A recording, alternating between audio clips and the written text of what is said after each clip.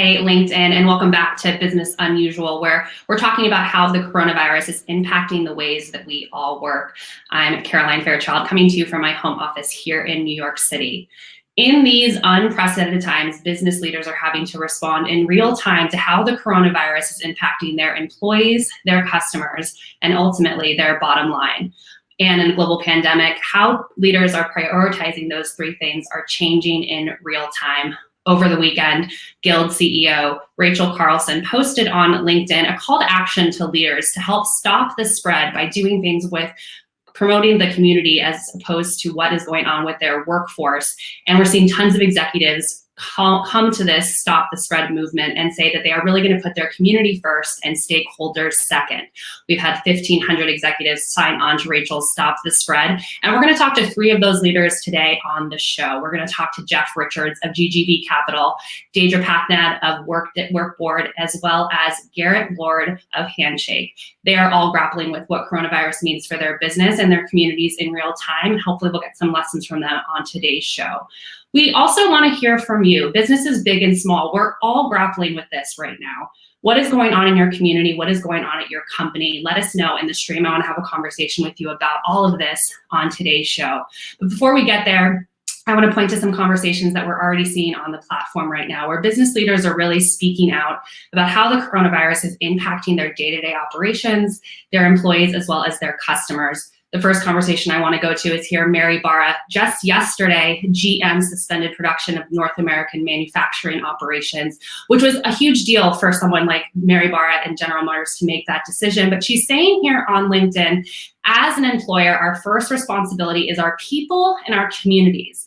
This makes me think about the Business Roundtable decision to reinvent capitalism, to think more about not just shareholders, but stakeholders as well. You see Mary here talking about customers, how GM is supporting them during this time, employees, as well as just the community at large. This is really shaping and transforming how executives are having to think about all of these stakeholders in real time.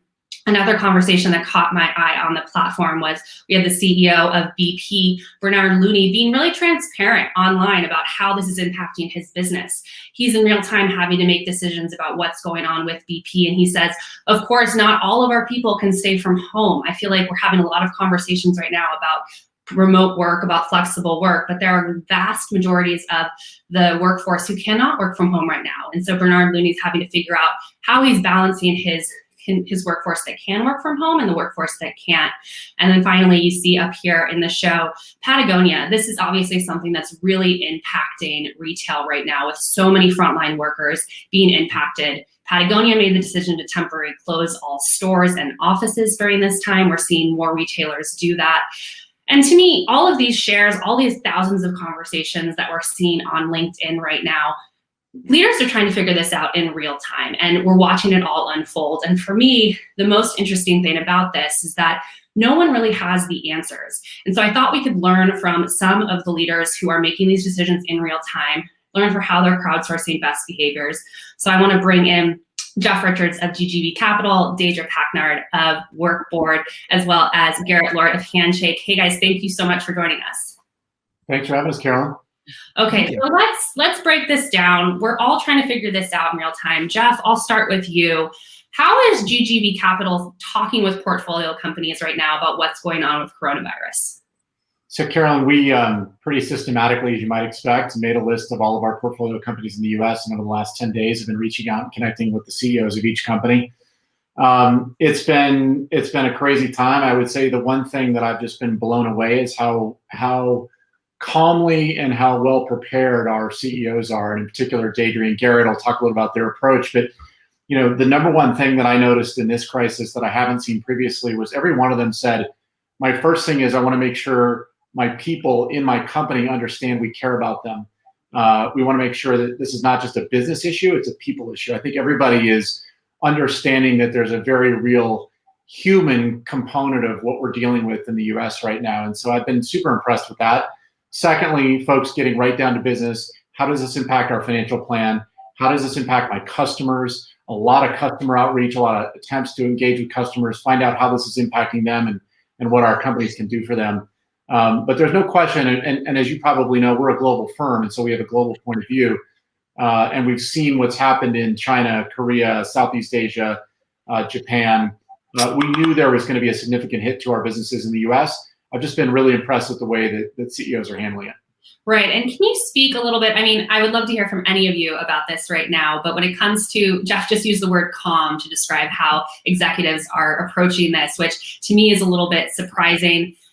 It's so challenging what you guys are trying to do right now, what we're all trying to do right now, which is balancing the needs of customers, employees, as well as the bottom line, that all these businesses.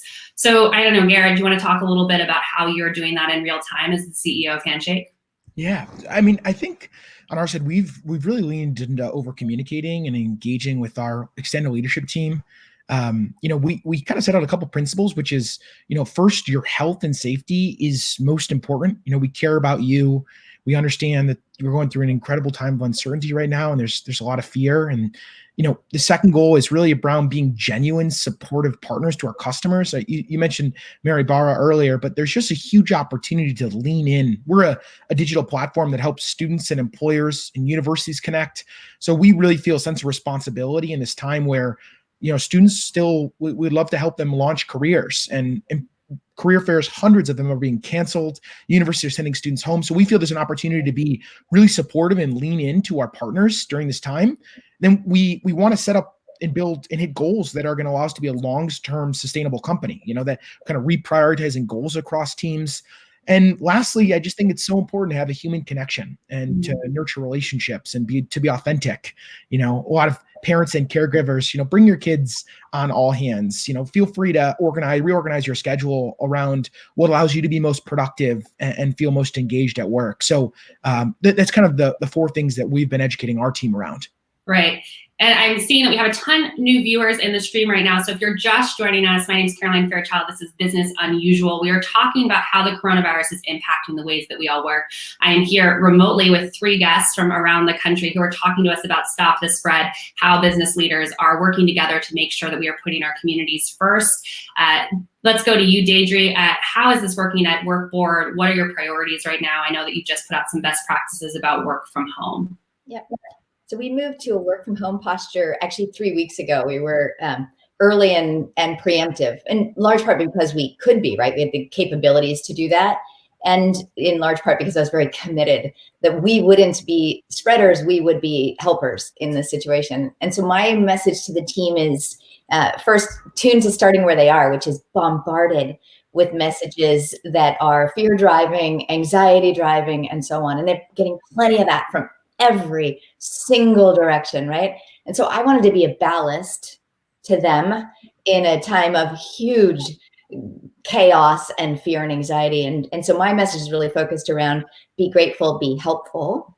And I look at my job as a leader to help my team, my organization, the human beings in our company build resilience, which we will all no doubt need over the coming weeks, and to focus their energy on being grateful for what's right around them. And we have the great good fortune, all of us at Work Board, to have plenty to be grateful for, and then shift our energy to not the chaos, not the spin, but shift our energy to being helpful to each other, and most importantly, to our customers, most of whom don't have the same conveniences for working and thriving at work in a more disruptive setting. So that anchors of grateful and helpful are actually super helpful. That's great. And Jeff, I'll bring you back in here before we jumped on to the show. You mentioned that you've been working pretty closely with Deidre and Garrett right now. What does that look like in a completely work from home situation? What are you learning? Talk to us. Well, we're all learning about what we wear when we're not in the office. No, but I think one of the other things I would mention is, interesting, both Garrett and Deidre mentioned this. I mean, most tech companies in Silicon Valley and New York and elsewhere have been working in a remote environment now for, call it 5 to 10 years. I think one of the things that's different about this crisis from what we saw in 2008 and 2009, most companies in 2008, 2009 weren't working in a remote environment. They didn't have teams all over the world and all over the country. That was more of an anomaly at the time. Today, it's pretty standard. Most of these companies have multiple offices. They have teams all over the world. They're used to using tools like Zoom and Slack. So I think the transition to work from home, while it's been challenging, I think both Deidre and Garrett would tell you that it's gone relatively smoothly. And we're seeing that across our portfolio companies, thankfully. I think people are also being very empathetic, as Deidre and Garrett mentioned, to people's personal needs. Obviously, we have kind of an unprecedented situation where kids are at home full time because they're out of school. That's an anomaly that we haven't seen before in any crisis. Certainly didn't see that in 08, 09. And so suddenly you've got to say, hey, yes, I expect you to be, working hard from 8 a.m. till 5 or 6 p.m. But hey, if you need to take a couple hours out here to take care of your kids or do whatever, people are being very empathetic. And I think it's been, for us as investors, it's been amazing to see how well our leaders have handled this and how prepared they've been and how calm they've been. I mentioned that earlier, how calm people have been, the plans that people have put forward. You're talking about most of the companies in our portfolio cutting their financial plans for this year by 30 or 40% for the top line. That's an insane readjustment to financial models that were set just 90 days ago, or in some case 60 days ago. And most of the time you would see a sort of a large freak out over that. But I just got off of a board call with several investors and a management team, and we calmly talked through what that meant for the company and how to handle it over the next 90 days. And then most importantly, how to make sure that our employees are confident, our customers are confident, and how we build a successful business for the long run. Because we are going to come out of this, whether it's in 90 days, 6 months, or a year. We know we're going to power through this, and the U.S. is going to come out stronger, and we want to have stronger companies as a result of that. Right. I think that is a great point when we think about how we are going to all come out of this together. I was speaking with a colleague just yesterday about how we all are in these little boxes right now, but we are going through this all together. I think we're all working from home, but I do want to call out the fact that there is a large contingent of the workforce that can't work from home right now. We're seeing a lot of frontline workers talking about this on LinkedIn. I want to bring up a share that we have on the platform from Danny Mayer, who made the decision just yesterday to create a relief fund for the thousands of workers that he's had to lay off his variety of restaurants. I know that Stop the Spread, part of that initiative that all of you signed up to, is to support frontline workers during this time. What are any of you doing to make sure that this isn't just something that we're thinking about from an employee perspective, but also a community perspective as well? One of the first things I did was go out 2 weeks ago and say, hey, there's a set of restaurants I go to every week because I never cook. I eat there every week. And I want those families to be there when this is over. So I committed to buying gift certificates preemptively for the dinners I'm not having there. From 3 of the restaurants I frequent weekly, I'm going to buy them every 10 days. I'm just going to keep buying them till it's over. I just really put my own pocket out there and do the things just locally that'll make a difference. And I think, and then I put a call to action out there to all the people I know to follow suit, right? And yeah, I'm going to order takeout and so on. It's not quite the same. So I'm going to buy a gift certificate of what I would have spent if I visit them this week. And I'm going to keep doing that. It's super simple, but it's also actually something I can personally really control.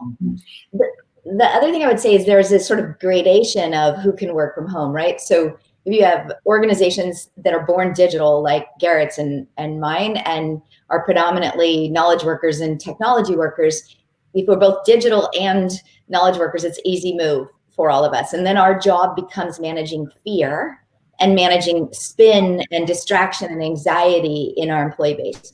And that's not awesome, but that's way easier than organizations that are not born digital and didn't make the digital transformation they should have made in the last 5 years. Right. And even though they have knowledge workers, they don't have the digital capabilities to connect well. And doing Zoom meetings all day is not my version of connecting well. It's just moving meeting hell from on-site to off-site, right? If they're not digital, it's quite hard. And then the worst scenario, people whose work is delivered by being in person. And that's where I think our energy as individuals needs to go to. How do we help those organizations where there's no choice? Right. Those are great points. And I definitely want to get to what we're doing to managing that fear. But I've seen a ton of new viewers in the stream. Frank, Josina, Maya, Dave, thank you so much for joining us. And if you are just joining us, we are here talking about the coronavirus, how it is impacting the ways that we all work. I'm Carmen Fairchild, coming to you from my home office. And we're speaking with 3 leaders who are running businesses right now and trying to grapple with what this means in the new world order. So if you have questions or comments, let us know in this stream. Garrett, I want to go to you. When you hear about that fear that Deidre just talked about, how are you managing that with your stakeholders? I know that Handshake does a lot with students who are being impacted a lot by the coronavirus. What are you doing on the ground right now? Yeah, well, I think it's a great question. I mean, the number one, it's as a leader, you have to communicate clearly and often. I mean, any ways that you can provide clarity or predictability in this uncertain time is incredibly helpful for all of our constituents, employees, customers. Really building internally, and then I'll talk externally. Building this space for people to deal with everything they have going on outside of work. It's useful to have a routine and some business as usual, but to recognize that there's a ton going on and this is going to impact people in very different ways. For our customers, just tactically, it's moving career counseling appointments to online appointments. It's moving career fairs to digital events. It's empowering these recruiters who used to go on campus and kind of hope the right kids walked up to their career fair booths to proactively message and reach out to students across 900 universities, millions of college students searching for jobs. So a lot of our employer partners are wondering, how do I repurpose and kind of re-goal my team and change this time to hit my goals? And then many of our companies are saying, we have a lot of uncertainty as to how many people we are hiring. And so we're trying to, what is our CFO going to say? How many interns, how we're going to manage our intern class? So we're trying to run customer roundtables where customers are able to learn from one another and hear best practices around what they're hearing from their finance teams. So that's kind of how we're trying to be leaders in this time for our customers who most of the time we're used to running offline activities. Right. And that's this shift to online, which we're seeing across industries, across different parts of businesses, education, et cetera. What I think is so interesting about that is that it had to happen overnight and had to happen overnight without a lot of planning. Are you seeing on the ground the implications of that? And how are you getting ahead of the fact that it was basically an overnight decision for a lot of companies that now all of a sudden these activities are going online? Carol, I can jump in if you'd like. I'll tell you, as a firm, we probably underestimated the human impact of moving to a fully work from home environment. And so I actually took a tip from Deidre's post that she wrote. We went from having our all hands once a month to having it once a week. Because one of the things you miss when you're out of the office is how much people pick up from just day-to-day communication, seeing people in the office, whether it's at the snack bar, grabbing a glass of water, walking in the door, joining a meeting together. And all of a sudden, when you are completely remote and distributed, you don't have that same level of communication. So we've encouraged people to be more active on Slack. We're doing our weekly all hands. We're trying to make sure people feel engaged and know what's going on. We're providing a lot more information about where we're spending our time. So we have a leadership team within our firm trying to make sure people know what we're working on. Because when they don't see you in the office, there's a tendency to sort of lose that connection. And I know Garrett and Deidre have done the exact same thing. And they're both running companies with hundreds of employees. So that visibility, that frequency becomes really powerful. I know for my part, I've started to try to change my Slack emoji so that people know if I'm at my desk, because I'm starting to feel this anxiety of I need to be responding all time. And then 6 hours, I realize I haven't left my desk and I'm still just Slacking everybody. So I think we're all learning about that in real time. Garrett, I'm seeing a comment in the stream right now from Morgan saying this is going to be hard for new graduates, especially knowing how reluctant companies are to hire them in normal times. Are you hearing that on the ground as well from your community? I think students are really scared right now. I mean, many of them, they've just been kicked off campus, many of which are moving home. Some people don't have homes that are planned for right now. We're trying to be there to support them emotionally during this time of extreme uncertainty. As it relates to kind of the job outlook, we're still trying to gather data around the marketplace, around what we're hearing from employers and really put a pulse. Many employers have, if you look at, there's many internship programs been canceled this summer. So we've put together a bunch of content for students around how to think about this on our student blog. There is quite a bit of activity still happening, particularly in STEM and business career fields. And it really is important to, in this world where these employers are not coming to campus, all this interaction is going to go digital. And so we really are encouraging students to build handshake profiles. If you fill out, basically 3 fields on your profile, you have last year had an 80% chance of getting a message from an employer. So we're going to be constantly looking at what employers are looking for, who they are messaging, and trying to educate our students as to how to best show up on the network to get recruited by companies. But we're leaning on all fronts because this is a really scary time and for many students. It is a really scary time, and there's just a lot of uncertainty. And some of the questions I'm thinking about right now is, how is the coronavirus going to impact American capitalism long term? We've talked a lot about in this conversation how empathetic business stakeholders are being to various constituents. Is this going to be something that we're going to see moving forward? Do you think this is a boon for a different type of way that we look at how we work and where we work? I think both across the capitalist or the commercial environment, and frankly across the political environment, I think there's an opportunity, and I see people living up to that opportunity to lay down the verbal weapons and lean into being actually being helpful and being kind and recognizing what unifies us moves us all forward, and what separates us moves us all backwards. I think that's permanent. I would add, Caroline, I think, we've never seen this before. I've had to explain to my kids all week that, this will be in the history books when 20 years from now.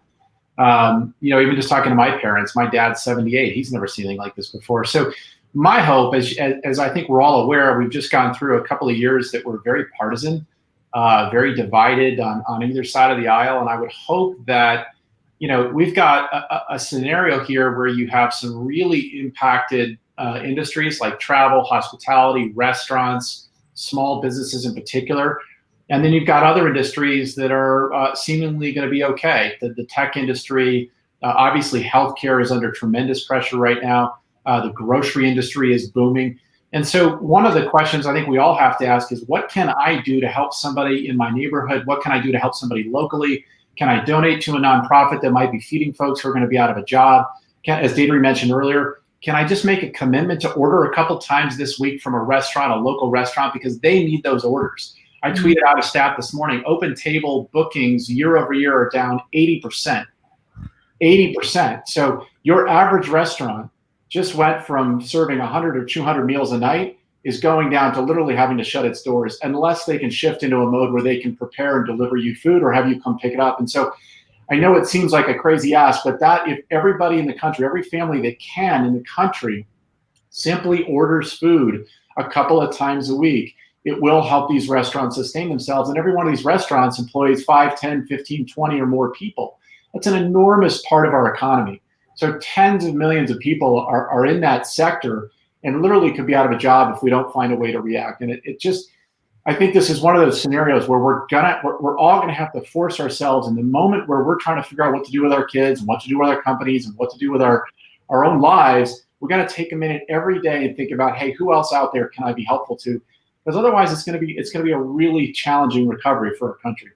Right. I totally agree that these are unprecedented times, but I do like to think that the silver lining of this, Jeff and Garrett and Deidre, is that we have a lot of business owners who are thinking about these things for the first time, supporting their communities, making sure that this isn't just something that they're thinking about their bottom line, but other constituents as well. So hopefully that's something that we can see moving forward.